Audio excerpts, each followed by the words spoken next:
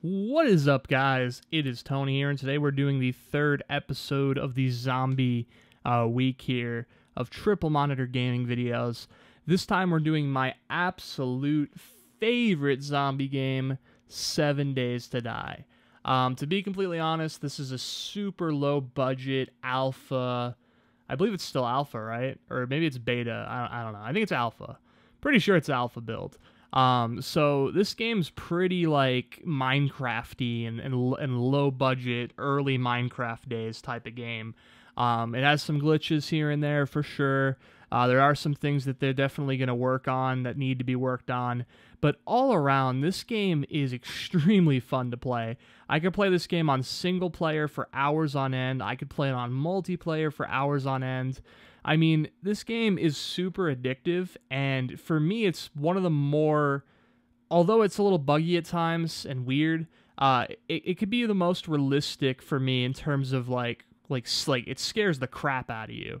It really kind of like when there's a horde and you're inside of a building. It really is insane, the way they break through the building and things like that. I mean, you're living in a world where there's destructible environments, whereas in H1Z1, I believe there definitely are destructible environments, but it just doesn't play out the same way. And recently they did a huge alpha update where they made everything look more realistic, like all the trees, the way they sway and things like that, the lighting effects. It just looks amazing. All around, this game is definitely one of the few zombie games that actually has a fear factor to it, for me at least. I mean, DayZ for me isn't really scary because of the zombies. It's scary because of the other players. When you play H1Z1, again, it's not scary because of the zombies. It's scary because of the other players. Those are games that for me are more PvP, whereas this game has, you're surviving against the computer. You're surviving against the zombie apocalypse. And it does a very good job at emulating that experience. The game could be harsh if you set it up properly. Of course, you can make it easier if you feel like it. But yeah, you can make this game really, really harsh. You could literally make it, I think, so the zombies are always running and they're always just savages. But I usually keep it in the normal setting where they run at night. I mean, you know, enough about the game itself. Let's talk about what this video is about, the triple monitor experience. This game, first off, it's not the most GPU intensive game. It seems like it needs a baseline of a decent CPU. If you have a quad core anything, you'll probably be able to run it just fine. But if not, you may need to lower like the particles and the amount of basically any sort of thing that involves distance and loading in more stuff. You might want to turn down your processor settings. But the textures themselves and anti-aliasing and things like that, not very GPU intensive. They're not using the most advanced anti-aliasing and things like that. But even then, it looks really good. The art style's nice because it's sort of quasi-realistic, but still has a really cool look to it. So as far as running it on a triple monitor, as far as running it on your PC, you should probably be able to run triple monitor of this game very reasonably well on like any sort of GTX 900 series. You could probably get away with it easily with even a 600 series, like a single 670. I mean, this would definitely handle it. It's a pretty easy to run game is what I'm getting at. And then in addition to that, it's so smooth and perfect. The way the center monitor has a smaller FOV than the side monitors, it's perfect optimization out of the gate. It makes me think, when I see games like this, it makes me think that the developers actually give a crap and they have people who test these types of things, or they have their own triple monitor setup to test it on. They know that the end game user is going to want a certain type of experience, and they're trying to make sure they cater to that experience. Because the fact is, with games like this, you're trying to simulate the fact that you're in a zombie apocalypse. Triple monitor or Oculus Rift, things like that are ideal.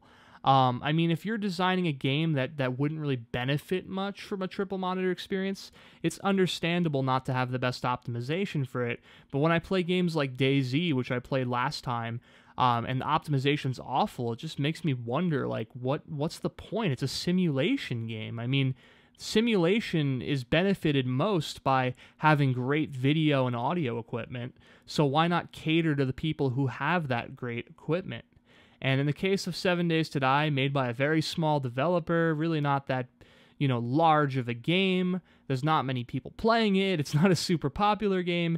It has a great support for triple monitor, which is very surprising that games like this have great support, but then you go to Activision's Call of Duty series, and all of those games have horrible support. I don't know. It just amazes me. And it's one of the reasons why I love indie developers, smaller developers. They seem to care more about their end product than anyone. They take a lot of pride in it. So anyway, there you go. That is my review on 7 Days to Die and Triple Monitor on 7 Days to Die. If you haven't heard of this game, you haven't played it, you definitely should check it out. Like, I can't stress it more. I mean, this is like probably my favorite game to come out in a long time. Like, Rust was another game that I really liked, but this game, for me, I'm not much of like a horror game fan, but this game for me, like, no matter how much it scares the crap out of me, I keep playing it. It's just the weirdest thing. I'm not one to watch horror movies. I hate them, but this game, man, there's something about the feeling of, like, there's so much sense of achievement in this game that you get from, meeting a goal or getting through a city with hordes all around you and killing the horde. I mean, it's just such a satisfying game. And it's just quirky, too. It's kind of quirky like Minecraft. The sounds that you make when you get hit, the sounds you make when you eat things. It's very quirky. It's very Minecrafty while being, more realistic, of course, than Minecraft. So, yeah, all around, really fun game. Would recommend it. And especially if you have a triple monitor setup, this would be a great game for you to play triple monitor gaming on. That's all I play when it comes to this game is triple monitor. But anyway, thank you for watching. If you guys enjoyed this, do you want to see more triple monitor reviews in the future, leave a comment below about which game you would like to see, and I'll see you guys next time.